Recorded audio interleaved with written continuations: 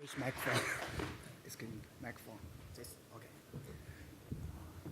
Hello, welcome to this session. My name is Yanbo and this is Mingjie, and this talk will give by us. We will give a talk about how to use the data frame API or how to use Spark Circle to do some in-memory distributed matrix computation. And as we all know, a lot of machine learning algorithms are based on matrix computation, so it can be benefit for almost all the machine learning algorithms. Let's introduce our team members. And the main contributor to this work is Yang. He's a PhD student at Purdue University, and Mingjie and me both are the team members. Okay, first we will give a brief introduction about why we give this motivation and the background of this project. And Mingjie will introduce the overview of the MatFast, is the in-memory distributed matrix computation frameworks and how it implemented the details and the performance, the optimizations, and some use cases. Okay. As we all know, a lot of applications are benefit from the lot of data, and we need to processing the queries over the big data. For example, machine learning applications can be transformed or can be interpreted as matrix operations. As we all know, statistics and linear algebra is the fundamental of machine learning. So what we need to get a better behavior or get a better performance is make the distributed matrix computation very, very efficient. For example, the recommender system, I will give introduction later, actually is a matrix factorization and social network analysis. We build a social network in a graph. And actually, we can transform the graph to matrix. We have two ways to handle them. One is use directly to compute on the graph, and another is we directly compute on the matrix. Everyone has its advantage and disadvantage. We'll talk it later. And some traffic data, like is on the map, we will predict the congestion of the traffic and predicts where there is a traffic hot point. Actually, this use case, we have some customer to use our work in their ordinary work and get a good result. And another use case is anti-fraud and spam detection in like financial data or something like that. It's a very important use case also. And like bioinformatics is also used a lot of matrix computation. We need to do a lot of matrix multiplication, matrix inverse, or something like that. So both of these machine learnings are based on the matrix operation, and especially the data is becoming bigger and bigger. So a single matrix is not enough to handle our problems. We need to do a lot of matrix computation on a distributed environment. For example, the recommender system, even I think every companies, if we will use it in their daily lives, like the e-commercial companies, like eBay, like Amazon, like Zalando in Europe, I think, like Netflix. We recommend movies or items or products to the users. The original data is a matrix. You can say it's a rating matrix. The input is user movie rating matrix, and we will predict the users, the missing entries in the matrix. So this is the most popular use case. Let's find some mathematics principles behind the matrix. Usually, we start with the rating matrix, and we'll get two matrices, which denote as W and H in my slides. And the W matrix is for users, and the latent usually is small. to describe like topics, ages, or language the users more prefers.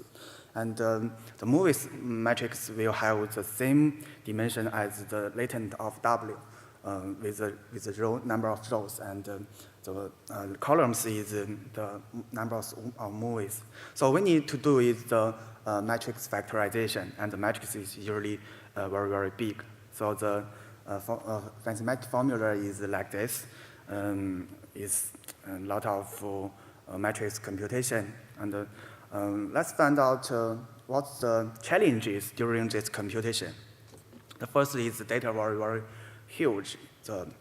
We can't fit them into a single memory. If we can't do it, we can use some single node libraries like R, like MATLAB, like sklearn, or something like that to do this. They are very, very popular and experienced libraries for a lot of data scientists. And another challenge is the storage. The matrix usually dense or sparse, and maybe the start of it's an iterative algorithm. Maybe the start of the matrix is dense, is sparse, and as an iterative, it may become more and more dense. So this is another challenge. We need to use different storage format for the different kinds of matrix. And another one is iterative. As we all know, almost every popular machine learning algorithms is iterative algorithms. So we need to make the iterative process very, very efficient. Okay, and this is a very simple code snippet to illustrate what we should do is just as a very simple transform or translation of the original mathematical formula. So let's find out state-of-the-art solutions in currently Spark. As we all know, ALS, alternative least squares, is a very widely used and popular algorithms in Spark currently. A lot of friends or a lot of engineers who worked on machine learning using Spark maybe use it for building recommend systems, and it has a better performance. For example, we can train a model with more than 50 million users and more than 13 million songs with the rank 10, with 10 iterations in no more than 1/2 long. This is exciting if you have experience of training so large scale data. But there are some limitations to ALS. It's specific to specific algorithms, which means if we want to extend the ALS ideas to other algorithms like SVD, like QR factorizations, we need to re-implement the algorithms from scratch. It will be lead error prone, or it will take a lot of time to tuning algorithm to make it correct, to make it have better performance. So we want to get, can we get a framework or algorithms to get a comparable result or performance with ALS and make it very flexible or very extensive? If you want to try new ideas, you just need to input some mathematical formula or even more simple APIs and can do the same work with the comparable performance. This is the most important motivation of our work. Okay, let's say the why we propose the MatFast and how it can achieve more better performance or even comparable performance compared with ALS. As I know, the ALS algorithms implementation is very efficient because we did a lot of data repartition before the iterative. So we can reduce the data shuffle, since the data shuffle is the most important bottleneck of the whole distributed computing. So let's say this picture. It shows if we compute the formula in the laptop, we have different scenarios. For example, we can first compute H multiply W, but the immediate result cost is huge. It's 16th power of 10. But we can try another way, since in mathematics it's quickly. We can first compute the H multiply H transpose. So the immediate result cost is 11 powers of 10. It reduces the immediate result cost with a great magnitude. So as we talked before, the data shuffle bottleneck is very, very important. If we reduce the data shuffle, it will make our jobs run faster and the performance better. This is definitely. So this is the main motivation behind our work. And another is iterative computing. After we get a result in this epoch or this iteration, we will need resend the result to another iteration, like depicted in the picture. So if we can chain them together, and the matrix during the iteration will become maybe more tensor, or maybe more denser, or maybe more sparse. So we need to dynamic tuning the data storage format, and we need to maybe repartition to ahead to make the computation more efficient, to reduce the the shuffle data amount. So how did we reach to get this better performance? Let Mingjie give the detail of an overview of the project. Okay, thanks Yanbo. Very good talk. And I think everybody understands our motivations. I will give more details about MatFast. So, and first we want to provide some operator over a matrix, because you can think the operator is like a SQL operator as well. For example, we want to provide some matrix transpose. If you have bigger matrix, you can transpose, okay? You also have one binary operators, like two matrix, you can do some element-wise operation, like one matrix add other matrix, one matrix minus other matrix, or one matrix element-wise multiply. Okay, the third operator is like the matrix multiplications. This is very, as Yanbo presented before, matrix and matrix multiplication is very popular in the machine learning. So we also want to have other aggregation function over a matrix, like how can get the absolute value for one matrix? We can get some power of matrix, return a vector of matrix, or some scalar function of the matrix.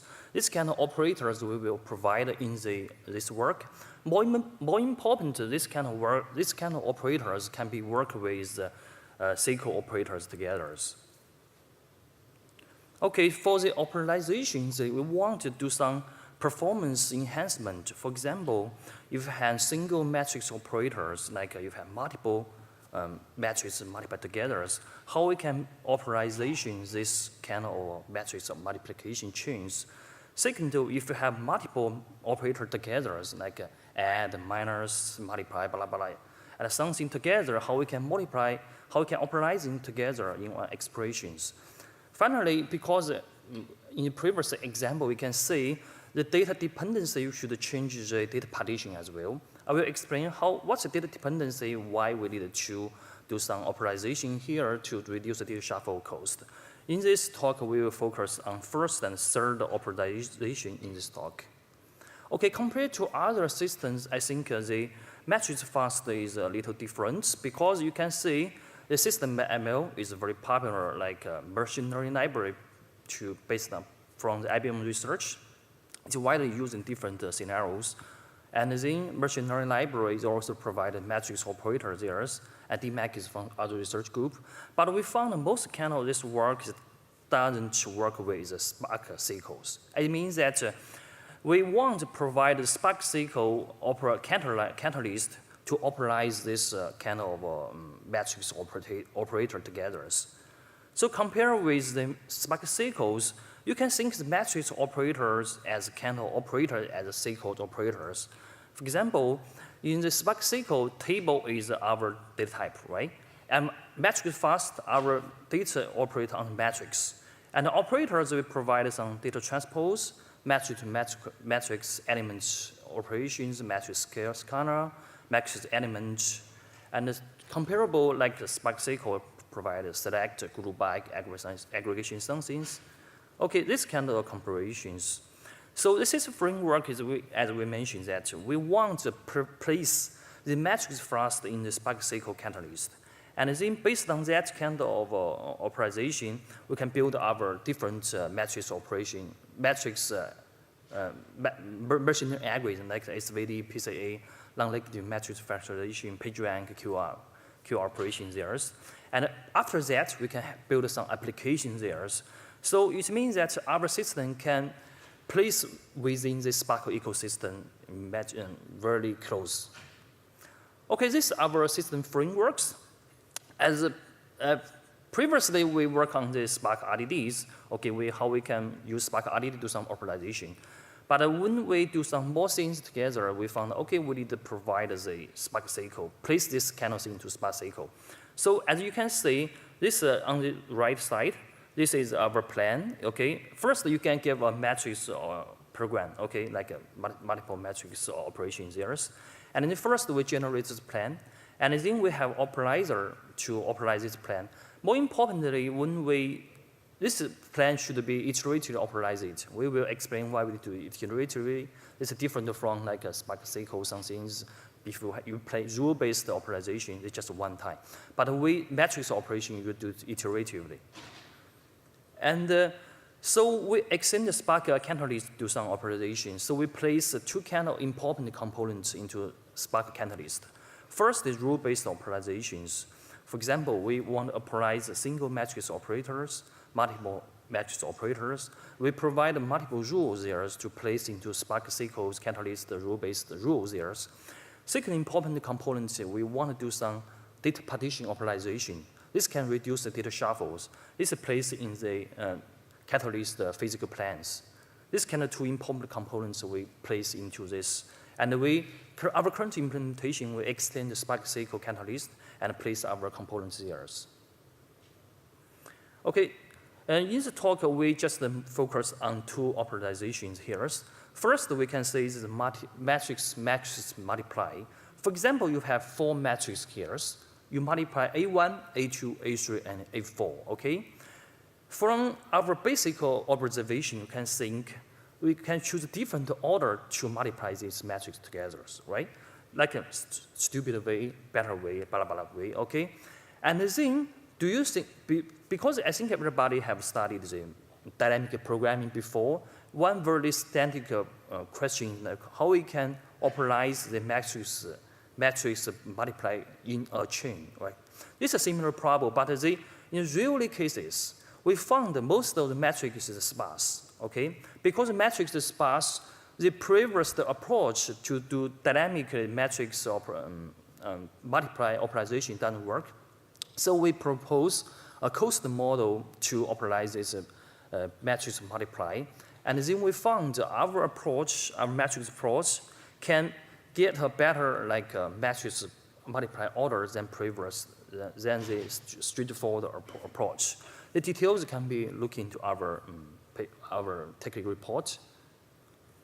Second to operations, I think this one is much more important than previous one because, as Yanbo mentioned, that the matrix computation, the shuffle cost is more important. Because why? First, you have matrix, okay? This matrix sometimes is very big, like a meaning and like a meaning multiply meaning matrix, okay? This matrix first we need to partition into different worker in the Spark, right? And then you need to choose different partition scenario approach to partition this matrix, okay? First, like a row-based, like a row, 1 row, 2 row, 3 row into different matrix, different loads, and column-based and block cycling and broadcast, okay? This four kind of partition approach should change the matrix computation plan greatly. Let's look at the next 3 slides to see understand details. For example, we still use the GNMF approach to illustrate these ideas. For example, you have a matrix WT multiply W. Okay, W is a T is a W is transpose.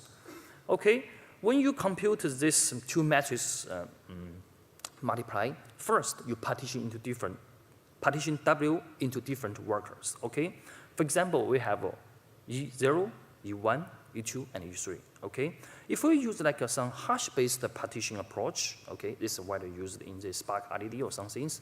We partition this matrix into 4 workers. You can see this is 00, 10, 20, 30. Okay, different corners represent different load. Okay, and if we use this kind of a partition approach, when we multiply W transpose multiply W's, the shuffle cost the first row multiply first column of the W is 3 box shuffles. But when we use W first row multiply second column in W, the shuffle cost is 7. Okay, so the total shuffle cost should be 20 blocks shuffles. Okay, this is a very simple example. This is because it's a matrix multiply. Okay. However, we can think, how about we choose other way to partition the matrix? For example, we choose this way. Okay, you can see this is like a row-based, column-based partition, right? This matrix partition based on row-based. And then, based on this approach, we can reduce the shuffle cost greatly. For example, this first multiply is the same, but the second part, the shuffle cost reduced to 3 box shuffles. So the total shuffle cost is 12 box shuffles. You can see the shuffle cost is changed, right? It's reduced. These are very simple observations that motivate our systems. One kind of optimization here. So overall, okay, you want to get a very good data partition mechanism to reduce the shuffle cost in the Spark query execution plan. As you remember, Spark, if you have more shuffle, you have more job, right? So naively, for example, this GNMF approach there, without adding data partition approach like optimizations, the shuffle cost should be very high. For example, we can look at if this is the first part, right? Compute H, and then we should need to compute first part, second part, and multiply together. You can see, because this is based on only shuffle, a hash-based partition, the shuffle cost is very high based on previous slide. So we want optimization, this kind of partition, okay, data partition in the whole data execution pipeline. Okay, we can decide, okay, which kind of partition we should use in each intermediary matrix. And then we propose a graded approach to optimize these data partitions. And finally, we found, okay, this kind of approach can reduce the shuffle cost greatly. You can see in this picture, you can see the shuffle cost reduced greatly, and the data stage, this stage is also reduced, okay? This is 2 major optimizations here, but we have other operations in our system, like operator filling, consistent variable extracting. This kind of used in the multiple operators together. We will not introduce the details there. If you're interested, you can look at our system and look at our papers. Okay, for the case studies, we provide the dataset API or data frame API for matrix. It means that each matrix is a dataset, okay? And then you can use the dataset API to do some matrix operation. We provide the matrix multiply, matrix multiply, matrix transpose, kind of blah, blah, some things. And then we compare our system with some state-of-the-art approach, like Spark Merchant Library. Thanks to Spark Merchant Library, they already provided the matrix operators there. But we found that the matrix operators providing Spark Merchant Library, they don't have the plain optimization as we introduced before. And the system ML based on Spark, and Scala Park, and SunDBs. We evaluate our system on 2 kinds of data sets. One is the LFX data set, as Yanbo introduced before. We do some documentation how we can do matrix factorization there. And we use the social network data to do PageRank. Okay, PageRank, I think everybody's heard of that before. And then we use different graph to test the performance. Because a PageRank approach can be implemented with matrix operations. So our first example, first result is like we found we can provide much better performance than the SysML and the matrix system, Spark and merchant library matrix operations. And then we can see from execution time and the shuffle cost we reduced extensively. Similarly, for the Databricks data, we want to do some GMMF, non-negative matrix factorizations. We can reduce the shuffle cost and data running time as well.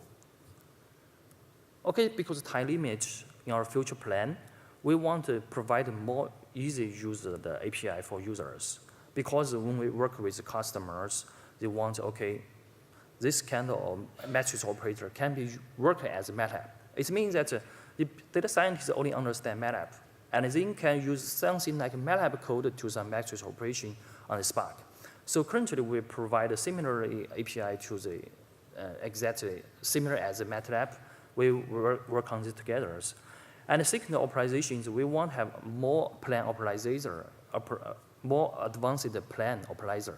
It means that because you can think, okay, if you have a relational operator there, matrix operator there, if different plan work together, if maybe sometimes this rule can be changed and this result doesn't work, right? So we want to analyze, okay, which kind of rule can be applied in the system. And we want to provide Python and R interface to the users. And then we want to provide some vertical applications because you are a customer, okay? You want to use this more efficiently, okay? And computations, like we provide a matrix computation model over the Spark based on Spark catalyst. It means that we can optimize matrix operations based on Spark SQL, okay? And then we take advantage of some rule-based and cost-based optimization in Spark catalyst, do some optimizations. And finally, we can generate a communication efficient data partition scheme assignment based on the cost models. And if you're interested, you can look at our more details on this paper because this work is work with research from Purdue, research from Qatar Research Fund, and the student Yang, he's contributing more code there, and the paper is published in ICD this year, and we have details there as well. Okay, I think we're almost done. Yeah. Thank you, everybody. Yeah.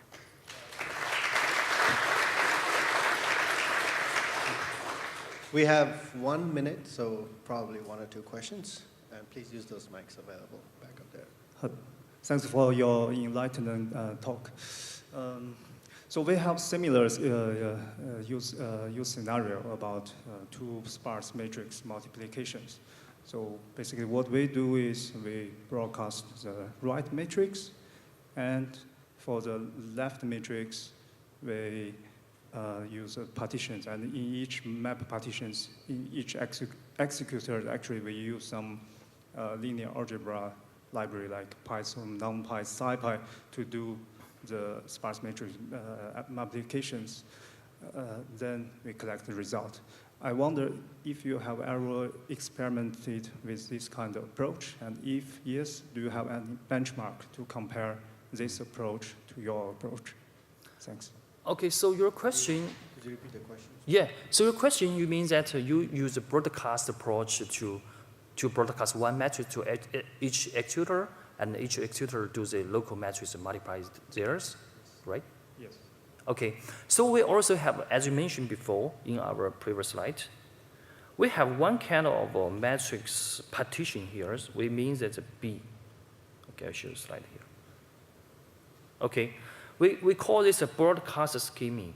It means that when we partition this matrix broadcast, it means that, okay, one matrix is not very big, we can broadcast it, okay? And then we do some operations there. But in our experimental study, we found that sometimes the matrix is very big, we can't broadcast it there. So we had to partition the matrix like a row-based, column-based, cycling partition first, and then do matrix operations. So it means that the broadcast approach sometimes can work if one matrix is small, but in most cases, if a matrix is big, it kind of doesn't work. And then in our system, we can dynamically choose which kind of partition should be used, like a broadcast and or other partition approach. Yeah, and then we found that sometimes if the matrix is big, we can't broadcast is a very bad performance. Yeah. Okay, clear. Thanks. Mm-hmm. Okay, unfortunately, we're out of time here. Speakers will be available here, so you can, if you have any questions, you can have offline, you can ask them offline.